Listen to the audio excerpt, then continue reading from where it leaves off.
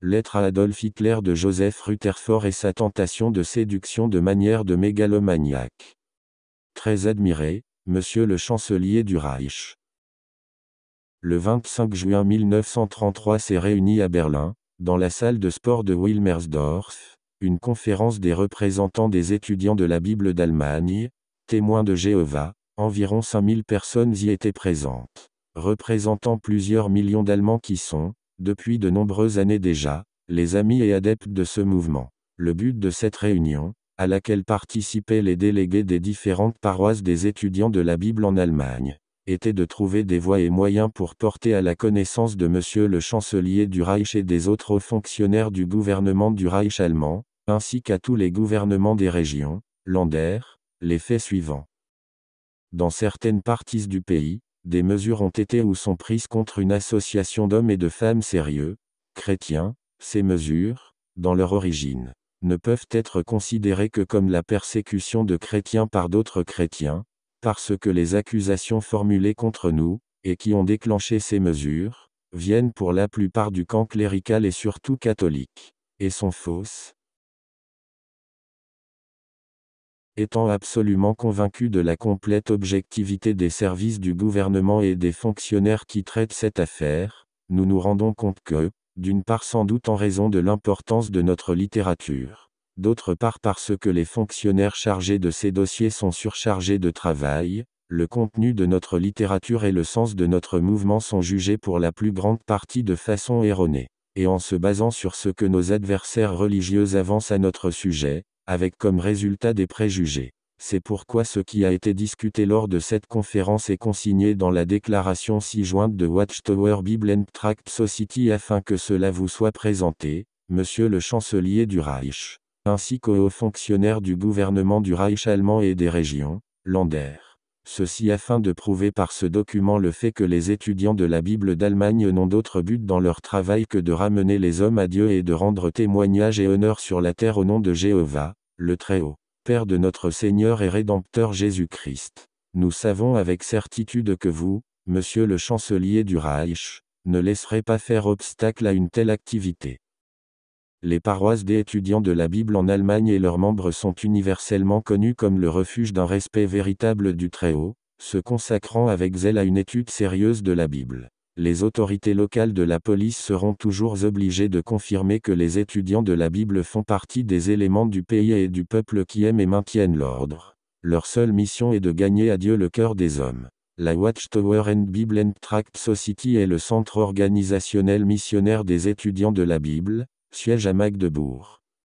Le présidium de la Société de la Watchtower à Brooklyn et a toujours été au plus haut point germanophile. C'est pour cette raison qu'en 1918 le président et les 7 membres du directoire en Amérique ont été condamnés à un total de 80 ans de prison, parce que le président a refusé d'utiliser 2 revues qu'il dirige en Amérique pour la propagande de guerre contre l'Allemagne. Les 2 revues La Tour de Garde et L'Étudiant de la Bible étaient les 2 seules revues américaines qui refusaient la propagande de guerre contre l'Allemagne et, pour cette raison, à être interdites et réprimées en Amérique pendant la guerre.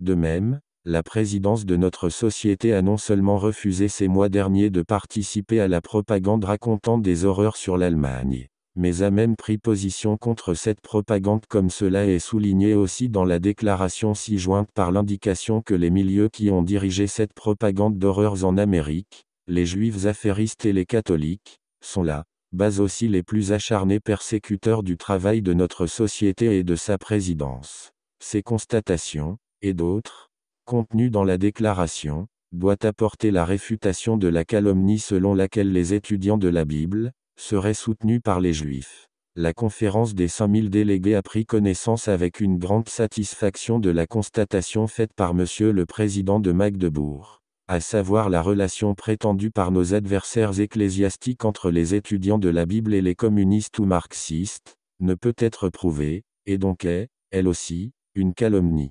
Une communication à ce sujet, publiée dans la Magdeburger Tageszeitung du 5 mai 1933, numéro 104, dit ceci. Déclaration du gouvernement au sujet de l'occupation de la maison des étudiants de la Bible, le service de presse du gouvernement communique. L'occupation par la police des immeubles de l'Association des étudiants sérieux de la Bible à Magdebourg a été annulée le 29 avril, car il n'a été trouvé aucun élément à charge au sujet d'une activité communiste prétendue.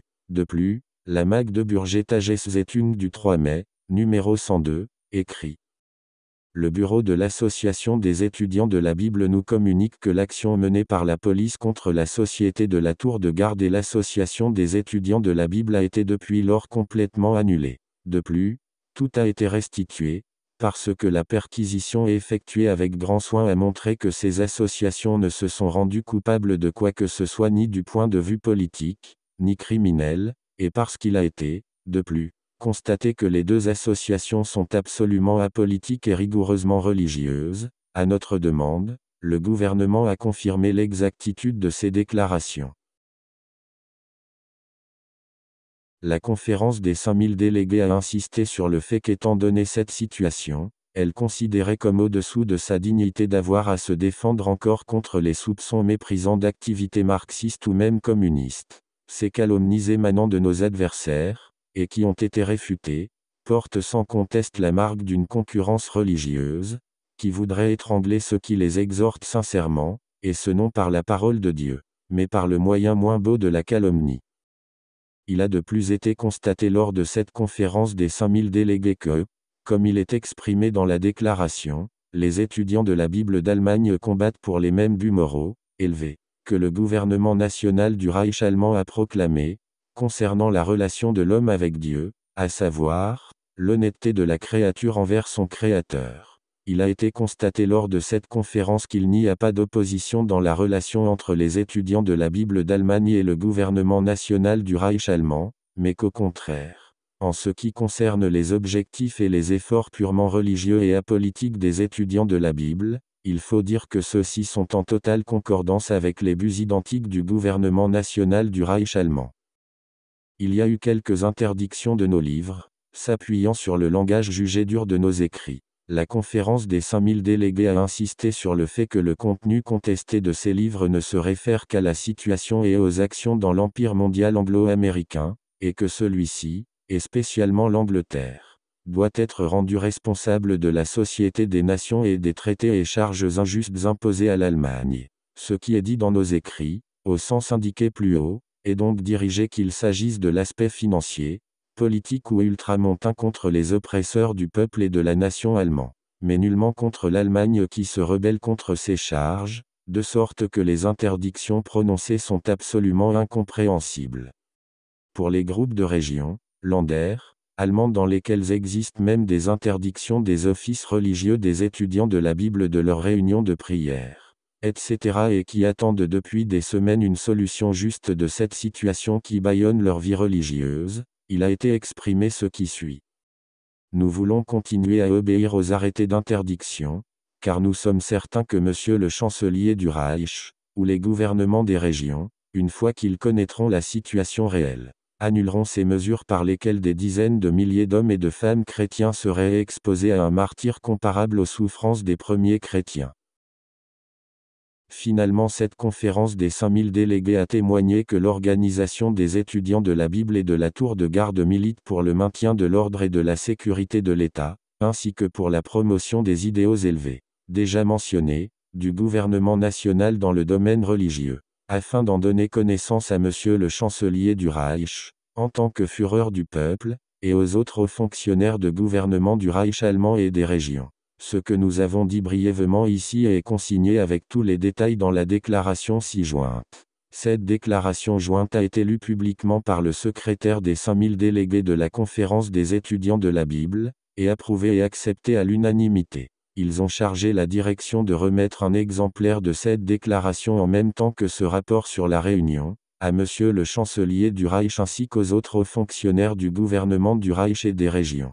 Ceci a lieu avec l'humble requête de vouloir bien avoir la grande bonté d'agréer les demandes exprimées dans la déclaration, à savoir, de donner à une commission choisie parmi nous l'occasion d'exposer de façon responsable l'état véritable de la situation devant Monsieur le chancelier du Reich ou le ministre de l'Intérieur du Reich personnellement, sinon, que Monsieur le chancelier du Reich veuille bien nommer une commission d'hommes qui n'ait pas de préjugés contre nous, donc d'hommes qui n'aient aucun intérêt professionnel sur le plan religieux, mais qui examineront vraiment sans préjuger notre problème, selon les principes justes et en vigueur pour de tels cas, établis par Monsieur le chancelier du Reich lui-même. Ces principes auxquels nous nous référons sont ceux qui sont énoncés dans le point 24 du programme de la NSDAP, Nationalsozialistische Deutsche Arbeiterpartei, NDT.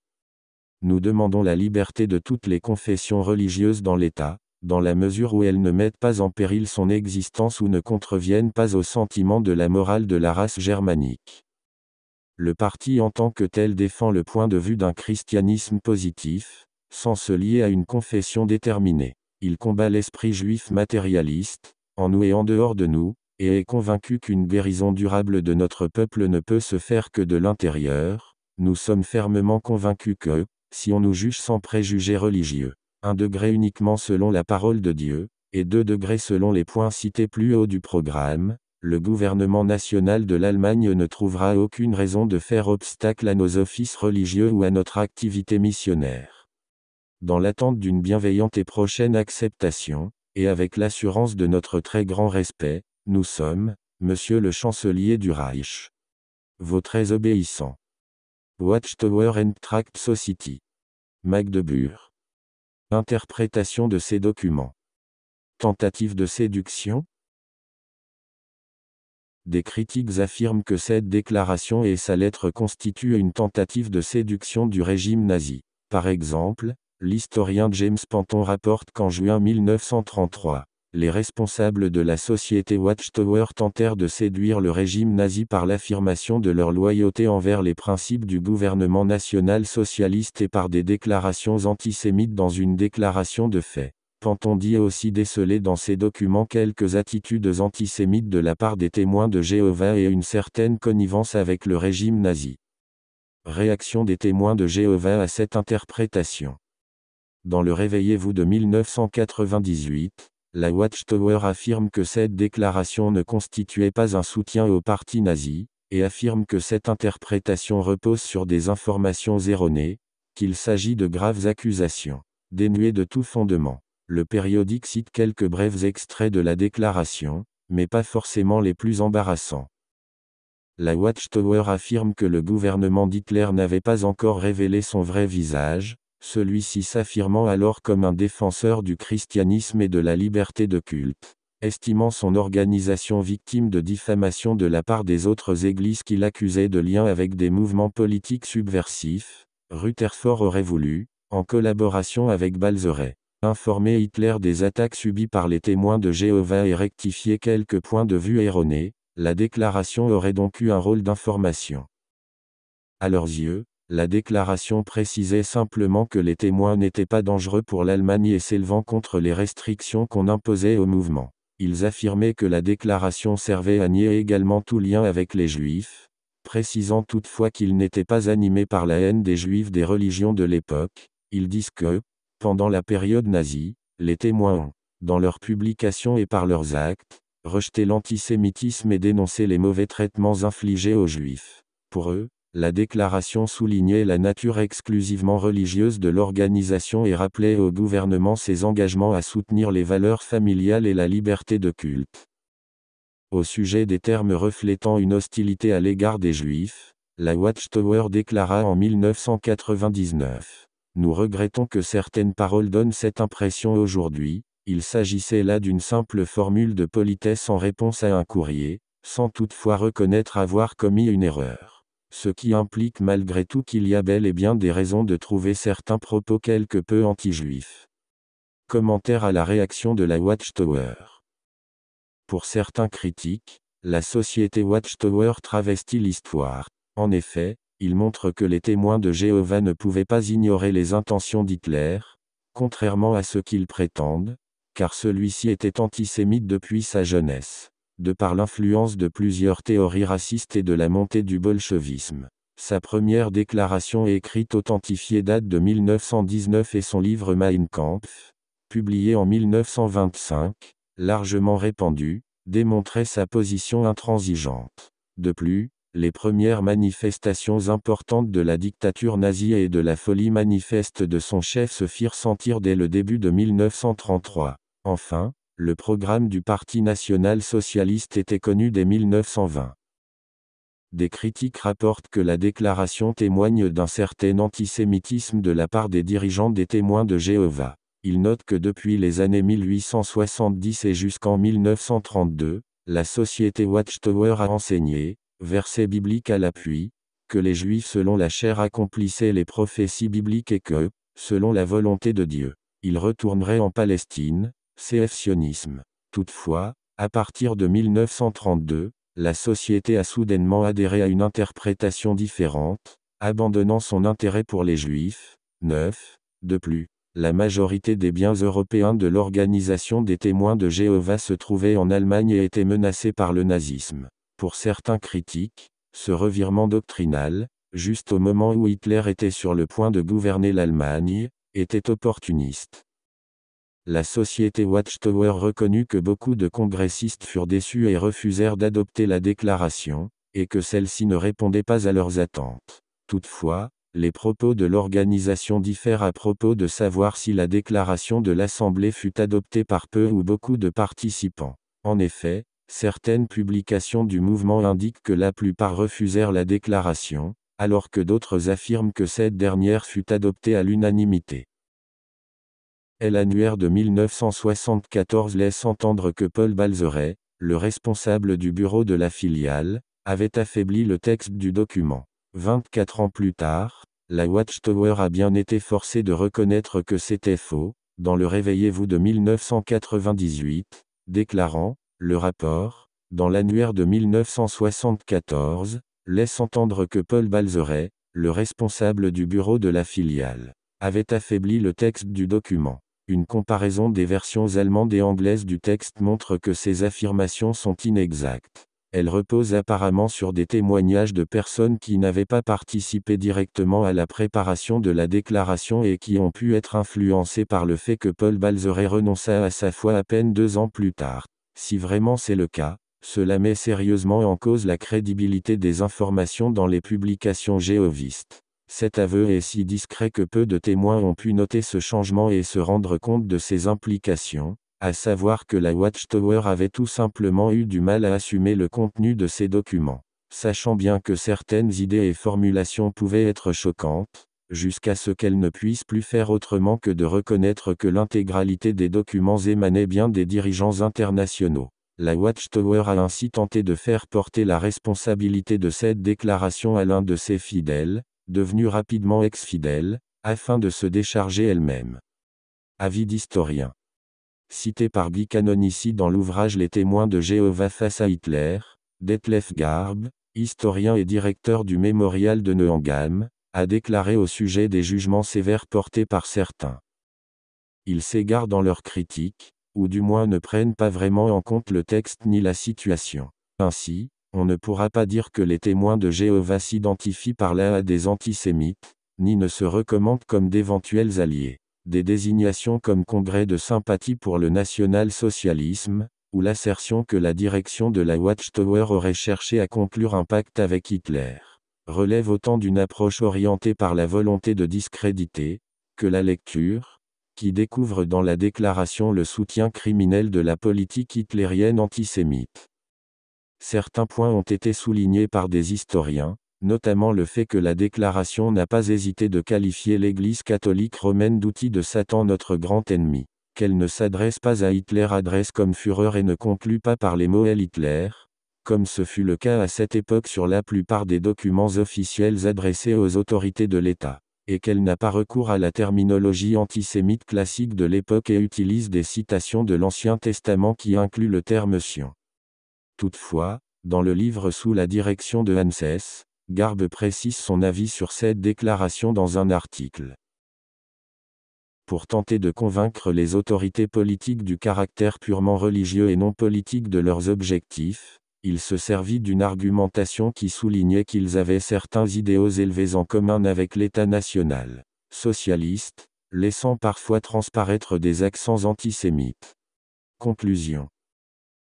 En réalité, pour être à même de bien appréhender les controverses liées à ces documents, il faut comprendre que les positions des uns et des autres sont souvent peu équilibrées, donnant lieu à de véritables caricatures. D'un côté, certains opposants farouches ont tenté de faire croire que les documents étaient le signe que les témoins de l'époque étaient pro-nazis ou avaient collaboré avec le gouvernement, tandis que la Watchtower de son côté a toujours nié avoir commis la moindre faute en rapport avec le sujet. Elle est ensuite blanchie par des sociologues qui, en réalité, répondent aux accusations extrêmes qui ont pu être formulées sur le sujet. Or, s'il est vrai que ces documents ne peuvent être considérés comme une collaboration avec le nazisme et restent en dessous des compromis auxquels les autres religions ont consenti, il n'empêche qu'ils trahissent malgré tout un affaiblissement, certes temporaire, des normes auxquelles le mouvement affirme adhérer, le vocabulaire employé n'étant assurément pas le ton habituel du mouvement à l'époque. De plus, tant l'allusion à plusieurs millions d'Allemands amis et adeptes que la tentative de se décharger sur Balzeré constituent des déformations de la réalité.